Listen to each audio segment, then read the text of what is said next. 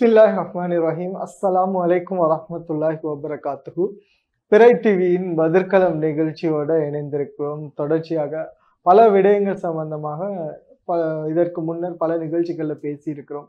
அதே மாதிரி சமூக மாற்றங்கள் எங்கேயிருந்து உருவாக வேண்டும், சமூக கருத்துக்கள் எவ்வாறான விடயங்கள் மூலமா நம்ம அறிந்து கொள்ள வேண்டும், சந்தேகங்கள் இருக்கும். அதே மாதிரி அதற்கான பதில்கள் எங்கே தேடுவது போன்ற பல விடயங்கள் இருக்கு. அது சம்பந்தமாக தொடர்ச்சியாக இந்த பதிர்களம் நிகழ்ச்சியில பேசியிருந்தோம். எம்மோடு இணைந்து பல கருத்துக்களுக்கு பதில்களும் பல கேள்விகளுக்கு பதிலாகவும் இது இப்படித்தான் அமைய வேண்டும், இந்த இடத்துல மாறுதல்கள் இருக்கு போன்ற பல விடயங்களை எம்மோடு பகிர்ந்திருந்தார் சமூக செயற்பாட்டாளர் மௌலவி ஹசரத் அஸ்ஹர் பாக்கவி ஹசரத் அவர்கள். அதே மாதிரி இன்றைய நிகழ்ச்சியிலும் எம்மோடு இணைந்திருக்கிறது. அஸ்ஸலாமு அலைக்கும் ஹசரத். வலைக்கும் அஸ்ஸலாம் வரஹ்மத்துல்லாஹி வபரகாத்துஹு. ஹசரத், இப்ப சமீப காலத்துல முக்கியமா ஒரு பேச பொருளாகவும் இருக்குது, உலக ஊடகங்கள் கூட பேசுற ஒரு முக்கியமான விஷயமாகவும் இருக்கிறது என்னன்னா, இந்த பலஸ்தீன் அப்புறம் இஸ்ரேலுடைய பிரச்சனை தொடர்ந்து நிறைய விஷயங்கள் பேசப்பட்டுட்டு இருக்கு. அந்த பிரச்சனை பல காலங்கள்ல நடந்துட்டு இருந்தாலும் இப்ப தொடர்ச்சியா மிகப்பெரிய ஒரு போர் மாதிரி பிரச்சனை போயிட்டே இருக்கு. இதை நம்ம பார்த்துட்டே இருக்கிறோம். அதுல இப்ப சமீபத்துல இந்த ரஃபால தாக்குதல் நடத்தப்பட்டது மிக கொடூரமான ஒரு விஷயமாகவும் பேசப்படுது. இப்ப இதுல எல்லாத்தையும் தாண்டி நம்ம போராத விடயங்களை தாண்டி ஒரு விஷயம் என்னன்னா, இறைவன் உதவி, அல்லாஹ்வை நம்ம நம்புறோம், இறைவனுடைய உதவி அப்படின்றது நமக்கு கிடைக்கும் அப்படின்ற ஒரு நம்பிக்கை இருக்கும்போது நிறைய பேர் இதை ஒரு விமர்சனமா கூட ஏன்னா மார்க்கம் தெரியாத தெளிவு தெரியாத நிறைய பேர் பேசுற ஒரு விஷயம் என்னன்னா, இறைவன் உதவி எப்ப கிடைக்கும், இவ்வளோ நடந்துட்டு இருக்கு, இவ்வளோ கொடுமைகள் நடக்கு, இவ்வளோ பிரச்சனைகள் நடக்கு, இவ்வளோ உயிர்கள் போகுது, சிறுவர்கள் இறந்து போறாங்க, பெண்கள் இறந்து போறாங்க, இவ்வளோ அட்டூழியம் பண்ணும்போது இறைவன் அல்லாஹ்வின் உதவி எப்ப கிடைக்கும், இதுக்கு மேலையும் இன்னும் தாமதமாகுமா, இல்லை எல்லாரும் இறந்த பிறகுதான் உதவி வருமா அப்படின்ற ஒரு விஷயம் கேள்விக்குறியாக்குறாங்க நிறைய பேர். இதற்கு மார்க்கம் என்ன தெளிவு இருக்கு, இதுல மார்க்க ரீதியான இதை நம்ம எப்படி அணுக வேண்டும்? அல்ஹம்துலில்லாஹ், அல்லாஹ்வுடைய பெரிய கிருபையினால் நம்முடைய பதிர்களம் நிகழ்ச்சியிலே நாம் கலந்து கொள்ளக்கூடிய பாக்கியத்தை அல்லாஹ் தந்திருக்கிறான். அந்த அடிப்படையிலே மிக முக்கியமாக நீங்கள் ஒரு கேள்வியை முன்வைத்திருக்கிறீர்கள். அதாவது இன்றைய நடைமுறையில் கண்ணுக்கு தெரிந்து கொண்டிருக்கக்கூடிய ஒரு சில மக்கள் 100க்கு 100 நம்பிக்கை கொள்கிற, அல்லது ஒரு சில மக்கள் சில நேரங்களிலே இப்படியெல்லாம் நடக்கிறதே என்று சொல்லி கவலைப்படக்கூடிய முக்கியமான ஒரு நிகழ்வு. சுமார் இன்றைக்கு அதாவது 200 சொச்சம் நாட்களை கடந்து கொண்டிருக்கக்கூடிய இஸ்ரேல் பலஸ்தீனுடைய போர், அதை நாம் ஹமாஸ் என்பதை விட பலஸ்தீன் என்பதுதான் அதனுடைய முக்கியமான நோக்கம். இங்கே நடைபெறக்கூடிய விஷயங்களில் நாம் பார்க்கிறோம், அதிகமான பிள்ளைகள் கொல்லப்பட்டிருக்கிறார்கள், பெண்கள் கொல்லப்படுகிறார்கள், வயதானவர்கள் கொல்லப்படுகிறார்கள், அதிகமான முறையிலே இருப்பிடங்கள், வீடு வாசல்கள், பள்ளி வாசல்கள் இப்படியான எல்லாம் அளிக்கப்பட்டு கொண்டிருக்கக்கூடிய இந்த காலகட்டத்திலே, அதாவது அல்லாஹ்வினுடைய உதவி வரவில்லையா, அல்லாஹ்வினுடைய உதவி எங்கே என்று மக்கள் கேட்கிறார்கள், அல்லது அல்லாஹ்வினுடைய உதவிக்குரிய வாய்ப்புகள் எங்கே என்று ஏங்குகிறார்கள் என்கின்ற உங்களுடைய கேள்வி ஒரு நியாயமான ஒரு விடயம்தான். உண்மையிலேயே நாம் அனைவருமே அல்லாஹ்வை நம்பிக்கை கொள்கிறோம். உயர்தரமான குர்ஆன் நமக்கு இது சம்பந்தமாக தெளிவாக சொல்லப்படுகிறது. இப்படிப்பட்ட இந்த அல்லாஹ்வின் மீதுள்ள நம்பிக்கை, அல்லாஹ்வினுடைய உதவி வரும் என்கின்ற நம்பிக்கை, இவைகள் அனைத்தையும் இஸ்லாத்திலே எந்த காரணம் கொண்டும் அவற்றை நாம் பின்தள்ள முடியாது. இந்த நேரத்தில் நடைமுறையிலே இருக்கக்கூடிய விடயங்களை எடுத்து பார்த்தால், இதற்கு முன்பு நாம் இப்போது நடைபெற்று கொண்டிருக்கக்கூடிய இந்த கொலைகள், படுகொலைகள் அல்லது இன அழிப்பு, அதே நேரத்திலே இந்த இவ்வளவு கோடான கோடி சொத்து செல்வங்கள் அளிக்கப்படுகின்ற இந்த காட்சி, இதற்கு முன்னால் இது போன்ற விடயங்கள் எத்தனையோ இஸ்லாத்திற்கு எதிராக நடைபெற்றிருப்பதை நாங்கள் வரலாற்றிலே பார்க்க முடிகிறது. அதாவது எத்தனையோ நபிமார்கள் கொலை செய்யப்பட்டிருக்கிறார்கள். நபிமார்கள் என்று சொல்லக்கூடியவர்கள் அல்லது ரசூல்மார்கள் என்று சொல்லக்கூடியவர்கள் எல்லாம் வல்ல இறைவன் மூலமாக இந்த உலகத்திற்கு அவர்கள் வழிகாட்டிகளாக அனுப்பப்பட்டவர்கள், அல்லாஹ்வினுடைய பிரதிநிதிகளாக இருந்தவர்கள். அவர்கள் பல சோதனைகள் வேதனைகள் எல்லாம் அவர்களுக்கு கொடுக்கப்பட்டு இறுதி நேரத்திலே ஒரு சிலர் பாதுகாக்கப்பட்டிருக்கிறார்கள், இன்னும் ஒரு சிலர் அழிக்கப்பட்டு கொல்லப்பட்டும் இருக்கிறார்கள். ஆனாலும் கூட அல்லாஹ்வினுடைய உதவி என்பது அது நிச்சயமாக வரும். அல்லது நமது கண்ணுக்கு முன்னால் தெரியாவிட்டாலும் கூட பின்பு அதனுடைய விளைவுகள், அதனுடைய பயன்கள் மனிதர்களுக்கு கிடைக்கும் என்பதுதான் இஸ்லாத்தினுடைய வரலாறாக இருக்கிறது. நாம் சாதாரணமாக எடுத்துக்கொண்டோம் என்று சொன்னால், பெருமானார் ஸல்லல்லாஹு அலைஹி வஸல்லம் அவர்கள் பத்ர் யுத்தத்திலே கலந்து கொண்டார்கள். அதே போல உஹது யுத்தத்திலே கலந்து கொண்டார்கள். உஹது யுத்தத்திலே முஸ்லிம்களுக்கு ஒரு தோல்வி, பின்னடைவு ஏற்பட்டது. அதிலே சுமார் 70க்கும் மேற்பட்ட சஹாபாக்கள் கொல்லப்பட்டார்கள். பெருமானார் ஸல்லல்லாஹு அலைஹி வஸல்லம் அவர்களுடைய பல்லு கூட உடைக்கப்பட்டது, அவர்களுடைய நெத்தியிலே காயம் ஏற்பட்டது. இவ்விதமான இந்த காட்சியையும் பார்த்து உலகத்திலே ரஹ்மத்துல் லில் ஆலமீன், அதாவது உலக மக்கள் அனைவருக்கும் ரஹ்மத்தாக ஒரு அருட்கொடையாக இறைவன் மூலம் அனுப்பப்பட்டவர்கள் பெருமானார் ஸல்லல்லாஹு அலைஹி வஸல்லம் அவர்கள். அவர்களுக்கு இப்படிப்பட்ட ஒரு ஆபத்து வந்தது, அல்லாஹ் அங்கே அவர்களை பாதுகாக்கவில்லையா என்று யாரும் கேட்க முடியாது. ஏன் தெரியுமா? உலகத்தினுடைய விஷயங்களில் சில நேரங்களிலே ஒரு மனிதன் அவனுடைய உயிர் கூட போய்விடலாம், அல்லது அவனுக்கு பல துன்பங்கள் பிரச்சனைகள் எல்லாம் வந்து விடலாம்.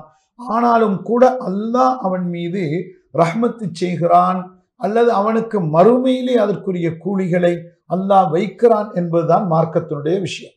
அந்த அடிப்படையிலே இன்றைக்கு நாங்கள் பார்க்கிற பொழுது இந்த காசாவினுடைய பகுதிகள், அதே போல ரஃபாவினுடைய அந்த பகுதிகள் இன்றைக்கு அந்த அகதி முகாம்களுக்கு அடித்திருக்கிறார்கள். அவர்கள் கூடாரமிட்டு தங்கி இருக்கக்கூடிய அந்த மக்கள், சிறு பிள்ளைகள் அந்த இடத்திலும் கூட குர்ஆன்கள் ஓதுகிற காட்சிகளை எல்லாம் வெளியாகி இருக்கின்றன. அந்த டென்ட்டுக்குள்ளே இருந்து கொண்டு கூட அந்த பிள்ளைகள் குர்ஆனை மனனம் செய்கிறார்கள். இப்படிப்பட்ட ஒரு அல்லாஹ்வுக்காக வேண்டியே வாழ்ந்து கொண்டிருக்கிற மக்களுக்கு அந்த சோதனை வருகிறது என்று சொன்னால், இந்த நேரத்திலே மோமின்களாக இருக்கக்கூடிய நாம், அதே போல முஸ்லீம் அல்லாதவர்களாக இருக்கக்கூடியவர்களும் நாம் நினைக்க வேண்டும், நமக்கு துன்பம் வந்துவிட்டது, நமது துன்பத்தை அங்கே நீக்கப்பட்டு விட்டது, அங்கேதான் அல்லாஹ்வினுடைய உதவி இருக்கிறது என்ற இடத்தில் மட்டும் நிற்கக்கூடாது. அவ்விதமாக கிடைத்து விட்டால் அல்ஹம்துலில்லாஹ், கிடைக்கவில்லை என்று சொன்னால், முஸ்லிம்களுக்காக அல்லாஹ்வை நம்புகிற மக்களுக்கு துன்பமும் துயரமும் வருகிறது என்று சொன்னால், அல்லது அவர்கள் அழிந்து விட்டார்கள், அழிக்கப்பட்டார்கள் என்று சொன்னாலும் மார்க்கம் என்ன தெரியுமா சொல்கிறது? இதற்குரிய முழுமையான கூலி அவர்களுக்கு மறுமையில் கொடுக்கப்படும். இதற்குரிய முழுமையான கூலி அவர்களுக்கு சுவர்க்கமாக கொடுக்கப்படும். இந்த அத்தனை பேருக்கும் உரிய பெயர் ஷஹீது என்று சொல்லப்படுது. அதாவது இந்த யுத்தத்திலே இஸ்லாமிய பூமியை பாதுகாப்பதற்காக அதற்கென்று போராடக்கூடியவர்களும் சரி, அல்லது சாதாரண பொதுமக்களாக இருந்து அவர்கள் அங்கே கொல்லப்படுகிறார்கள் என்று சொன்னால் அவர்கள் அனைவருமே ஷஹீத் என்று சொல்லப்படும். ஷஹீத் என்பவர்களுக்கு கிடைக்கக்கூடிய நன்மை என்ன? அவர்களுடைய சகல பாவமும் மன்னிக்கப்படும். ஒரு இரத்த துளி அவர்களது பூமியில் சிந்துவதற்கு முன்பு அவர்களது பாவங்கள் மன்னிக்கப்படும், தரஜாக்கள் உயர்த்தப்படும் என்பது மார்க்கத்தினுடைய விடயங்கள், மார்க்கம் சொல்லித்தரக்கூடிய விஷயங்கள். அந்த அடிப்படையிலே இன்றைக்கு உலகத்திலே வாழுகின்ற அனைத்து முஸ்லிம்களுக்கும் ஒரு மிகப்பெரிய ஒரு முன்மாதிரி என்ன? இங்கே ஜிஹாது நடந்து கொண்டிருக்கிறது, புனித போர் அங்கே நடந்து கொண்டிருக்கிறது, ஷஹீதாக்கப்படுகிற கொல்லப்படுகிற மக்கள் ஷஹீதாக இருக்கிறார்கள். அவர்களுக்கு அல்லாஹ்வின் மூலம் இங்கே இன்றைக்கு இவர்கள் கொல்லப்பட்டால் எதிர்காலத்திலே பலஸ்தீன் என்கின்ற ஒரு சுதந்திர நாடு உதயமானால் இந்த மக்களுடைய தியாகமும் இந்த மக்களுடைய அர்ப்பணிப்பும் தான் அதற்குரிய காரணமாக அமைகிறது. அதை நாம் அல்லாஹ்வுடைய உதவியாகத்தான் நாம் பார்க்க வேண்டும். நிச்சயமா. அதே மாதிரி இன்னொரு கேள்வி இருக்கு, என்னன்னா இறைவனோட சோதனை யாருக்கு வரும் அப்படின்ற ஒரு விஷயம். இதுக்கு தெளிவாகவே நாம் சொல்வது என்று சொன்னால், பெருமானார் ஸல்லல்லாஹு அலைஹி வஸல்லம் அவர்கள் சொன்னார்கள், யாரெல்லாம் அதாவது தக்குவா, ஈமான், இறையச்சம், இறைவன் மீது இருக்கிற நம்பிக்கை, அதே நேரத்திலே இஸ்லாமிய மார்க்க சட்டதிட்டங்கள், இஸ்லாத்தினுடைய வணக்க வழிபாடுகளில் யாரெல்லாம் கூடுதலாக நெருக்கமாக ஈடுபடுகிறார்களோ அந்த மக்களுக்கு தான் முதல் சோதனைகள் வரும். என்று பெருமானார் ஸல்லல்லாஹு அலைஹி வஸல்லம் அவர்கள் சொன்னார்கள். அதிலே முக்கியமாக அவர்கள் சுட்டிக்காட்டியதும் அதுதான். நபிமார்கள், இதிலே முதலாவது நபிமார்கள். இந்த நபிமார்களிலே சோதனை வரக்கூடியவர்கள் என்பதை நாம் எடுத்துக்கொள்வோம். குறிப்பாக இப்போதுள்ள கால நிலைமை ஹஜ்ஜினுடைய காலமாக இருக்கிறது. இந்த காலகட்டத்திலே ஹசரத் இப்ராஹிம் நபி அலைஹிஸ்ஸலாத்து வஸ்ஸலாம் அவர்கள் அதிகமாக பேசப்படுவார்கள். அவர்களுடைய ஒவ்வொரு விடயத்தை எடுத்துக்கொண்டாலும் மிக பெரும் சோதனையாக இருக்கிறது. அதிலே முதலாவது நம் அனைவருக்கும் அந்த நபியினுடைய சம்பவங்கள் தெரியும். அவர்கள் முதலாவது அவர்களுக்கு என்ன சோதனை வருகிறது? நீண்ட நாட்களாக அவர்களுக்கு பிள்ளை கிடையாது. கிட்டத்தட்ட இப்ராஹிம் நபிக்கு ஒரு 85-90 வயது வரைக்கும் பிள்ளை இல்லை. அதன் பின்னால் அல்லாஹ் அவர்களுக்கு ஒரு பிள்ளை பாக்கியத்தை கொடுக்கிறான். பிள்ளை பாக்கியத்தை கொடுத்து விட்டு அவர்களுக்கு ஒரு கட்டளையை போடுகிறான். யாருமே இல்லாத ஒரு இடத்தில், இப்ராஹிம் நபி அன்றைய காலத்திலே பலஸ்தீன், ஈராக் போன்ற அந்த பிரதேசத்தில் தான் வாழ்ந்து கொண்டிருக்கிறார். இவர்களுக்கு கட்டளை வருகிறது, மக்காவிலே கொண்டு போய் உங்களது மனைவியையும் பிள்ளையையும் விட்டு விட்டு வர வேண்டும் என்று. அந்த கட்டளை ஏற்று இப்ராஹிம் நபி கொண்டு வந்து அங்கே விட்டார்கள். ஆனால் அந்த இடத்திலே எந்த மனிதர்களும் இல்லை, எந்த விதமான மரம் செடி கொடிகள் கனிவர்க்கங்களோ அல்லது தண்ணீரோ எதுவும் இல்லை. இப்படியான ஒரு சோதனை அவர்களுக்கு முதலில் கொடுக்கப்பட்டது. அந்த சோதனை கொடுக்கப்பட்டதன் பின்னால் அவர்கள் அதை துணிந்து முகம் கொடுத்தார்கள். கடைசியிலே அதற்கு பிரதிபலனாக மக்கமா நகரம், கஅபத்துல்லா, ஜம்சம் நீர், அதே போன்று அந்த பிரதேசம் இன்றைக்கும் இப்ராஹிம் நபியின் பெயர் சொல்லும் இடமாக இருக்கிறது. இப்ப இந்த சோதனையை அவர்கள் துணிந்து முகம் கொடுத்ததனால் வெற்றியும் அங்கே கிடைத்தது. அதே போன்றுதான் அந்த குழந்தை வளர்ந்து வந்ததற்கு பின்னால் அந்த குழந்தை அறுத்து பலியிடுங்கள் என்ற கட்டளை வந்தது. அதற்கும் அவர்கள் முகம் கொடுத்து துணிந்தார்கள்.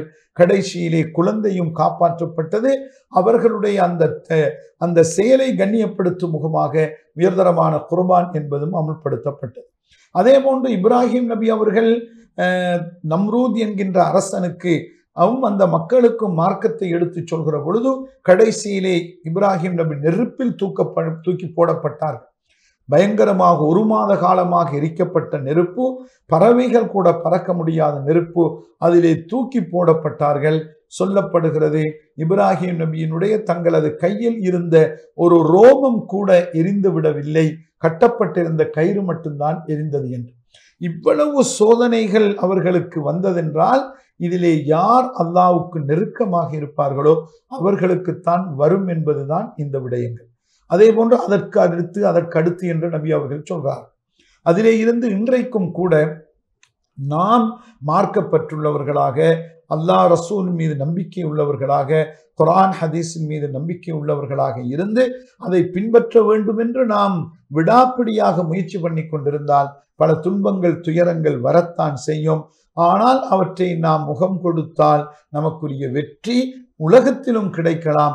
உலகத்தில் மட்டுமல்ல, மறுமையின் வெற்றி என்பதைத்தான் நாங்கள் பார்க்கிறோம். இந்த மாதிரி ஒரு நேரத்துல இப்படி ஒரு சூழ்நிலையில உலக முஸ்லிம்களும் சரி இலங்கை வாழ் முஸ்லிம்களாகவும் இருக்கலாம், என்ன மாதிரியான எங்களுடைய நடத்தையில் எங்களுடைய செயற்பாடுகள் என்ன மாதிரி இருக்கிறது? குறிப்பாக நாம் எந்த விடயமாக இருந்தாலும் சரி, நீங்கள் கேட்பதை போல இறுதியிலே நமது நிலை என்ன, நாம் எங்கே இருக்கிறோம், நாம் எப்படி செய்ய வேண்டும் என்ற விடயத்தை நாம் எங்களை நாங்களே தட்டி பார்க்க வேண்டும். அதாவது குறிப்பாக இலங்கையை பொறுத்தவரையிலே நாம் சிறுபான்மை மக்களாக வாழ்ந்து கொண்டிருக்கிறோம். பெரும்பான்மை இன மக்கள், அதற்கு அடுத்தபடியாக பெரும் சிறுபான்மை இனமாகவும் இருக்கின்ற மக்கள், இப்படிப்பட்ட எல்லா மக்களுடன் நாம் சகஜமாக வாழ்ந்து கொண்டிருக்கிறோம். ஆனாலும் கூட இஸ்லாமிய விடயங்களிலே, மார்க்க விடயத்திலே நம்முடைய தனித்துவத்தை நாம் பேண வேண்டும். அதாவது பெரும்பான்மையின மக்கள் போகின்ற போக்கிலே நாமும் போய்விட வேண்டும் என்பது அல்ல. இஸ்லாமிய விடயங்களை நாம் சரியான முறையிலே பின்பற்றி கொண்டு எங்களுடைய அந்த தனித்துவமான முறையில் நாங்கள் நடந்து கொள்ள வேண்டும். அதே நேரத்திலே பெரும்பான்மை நீரோட்டத்திலும் நாங்கள் சடைந்து விடாமல் அவர்களுடன் இணைந்து பயணிக்க வேண்டும். இதிலே மார்க்க ரீதியான விடயங்களை எடுத்துக்கொண்டால் குறிப்பாக அல்லாஹ் செய்த மிகப்பெரிய கிருபை, நமது நாட்டிலே நிறைய பள்ளிவாசல்கள் இருக்கின்றன. இன்றைய காலகட்டத்திலே திறமையான நல்ல உலமாக்கள் இருக்கிறார்கள், தாயிகள் இருக்கிறார்கள். மார்க்க விடயங்கள் எல்லாம் அடிக்கடி சொல்லப்பட்டு கொண்டிருக்கின்றன. பல்வேறு விதமான இஸ்லாமிய இயக்கங்கள் களப்பணியாற்றி கொண்டிருக்கிறார்கள். இளைஞர்கள் முதல் கொண்டு பெரியவர்கள், வயது முதிர்ந்தவர்கள் வரைக்கும் அவர்களுக்கு போதனைகள் செய்யப்படுகின்றன. இவைகளை நாம் எடுத்து நடக்க வேண்டும் என்ற உணர்வு மிக முக்கியமானதாக இருக்கிறது. குறிப்பாக பாடசாலை செல்கிற மாணவர்களிலே இருந்து அதற்கடுத்து நடுநிலையான முறையிலே டீனேஜிலே இருக்கக்கூடிய பிள்ளைகள், அதே போன்று இளைஞர்கள், நடுவயதிலே வாழக்கூடியவர்கள், வயது முதிர்ந்தவர்கள் கூட நமக்கு சொல்லப்பட்ட ஒவ்வொரு விடயங்களையும் எடுத்து நடப்பதிலும் நாம் அதன் மீது பற்றுடனும் பாசத்துடனும் நம்பிக்கையுடனும் செயல்படுவதே இன்றைய காலகட்டத்திலே நமக்கு மிக பெரும் தேவையாக இருக்கிறது.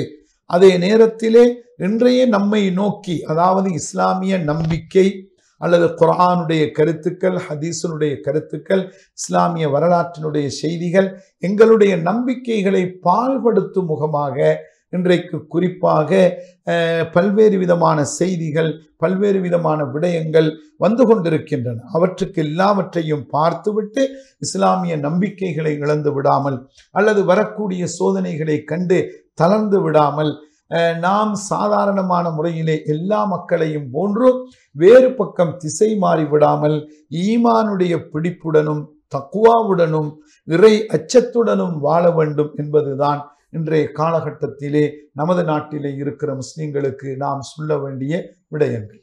இதே போன்ற இந்த மாதிரியான விஷயங்கள் நடக்கும்போது நம்ம சோசியல் மீடியாலேயோ இல்லைன்னா ஃபேஸ்புக்லேயோ யூடியூப்லேயோ அவசரமாக தகவல்களை பரிமாறுவோம். குறிப்பாக அதனுடைய ஆய்வுத்தன்மை என்ன, உண்மையாக நடந்த விஷயம் என்ன அப்படின்னு இல்லாமல் ஒரு யூகத்தில் சில விடயங்களை நாங்களே கிரியேட் பண்ணி அதை நாங்கள் சமூக வலைதளங்களில் பரப்புவது மூலமாகவும் பல பிரச்சனைகள் உருவாகுது. இந்த மாதிரியான ஒரு சந்தர்ப்பத்தில் அங்கே என்ன நடந்திருக்கு, அதனுடைய தாற்பயம் என்ன, அதனுடைய விளக்கம் என்ன அப்படின்ற போதிய அளவு தகவல்கள் இல்லாமல் நாம் சில விடயங்களை மேலதிகமாக சேர்த்து பகிரப்படுற ஒரு விடயமும் இருக்கு. இந்த மாதிரியான ஒரு சூழல்ல நாம எப்படி இதை எதிர்கொள்றது? அதாவது இன்றைய காலகட்டத்திலே சமூக ஊடகங்கள், வெகுஜன ஊடகங்கள் இப்படிப்பட்ட இன்றைய காலத்திலே இது ஒரு வரப்பிரசாதமாக இருப்பதை போல, அதாவது முற்காலங்களில் என்று சொன்னால் முந்தியெல்லாம் நாங்கள் வானொலியில் தான் ஒரு செய்தியை கேட்க முடியும் அல்லது ஒரு பயானை கேட்க முடியும். இன்றைக்கு உலகத்திலே எந்த மூலையில் இருந்தாலும் கூட ஒரு செய்தி உடனடியாக எங்களுக்கு வந்து விடுகிறது. இவ்விதமான இவை எங்களுக்கு ஒரு பயனுள்ளதாக இருப்பதை போலவே இன்றைக்கு சமூக சீர்கேடுகளுக்கு அல்லது இனங்களுக்கு மத்தியிலே பிரச்சனைகள் உருவாக்கப்படுவதற்கு அல்லது இஸ்லாமிய மார்க்கத்துக்குள்ளேயாக இருக்கலாம் அல்லது மற்றைய மதங்களுக்குள்ளேயாக இருக்கலாம், குழப்பங்கள் உருவாக்கப்படுவதற்கும் அதாவது சமூக ஊடகங்கள் ஒரு காரணமாக இருக்கிறது என்றும் சொல்ல முடியும். நீங்கள் சொன்னதை போன்று, அதாவது ஒவ்வொருவருமே தகவல்கள் பரிமாறுகின்ற பொழுது நாம் ஞாபகத்தில் வைத்துக் கொள்ள வேண்டும். குறிப்பாக முஸ்லிம்கள் என்ற அடிப்படையிலே நீங்கள் சொல்லக்கூடிய ஒவ்வொரு விடயங்களும் அதற்கு நீங்கள் தான் பொறுப்பாளி. எங்களுக்கு மார்க்கம் சொல்லித் தருகிறது, பொய் பேச வேண்டாம், உண்மைக்கு புறம்பான தகவல்களை சொல்ல வேண்டாம், அதை நாம் புறம் பேசுவது அல்லது கோல் சொல்வது, பிறரை அவமானப்படுத்துவது, இது போன்று பல்வேறு விதமான விடயங்களை இஸ்லாமிய மார்க்கம் கடுமையாக விமர்சிக்கிறது. அப்படி செய்ய வேண்டாம் என்று.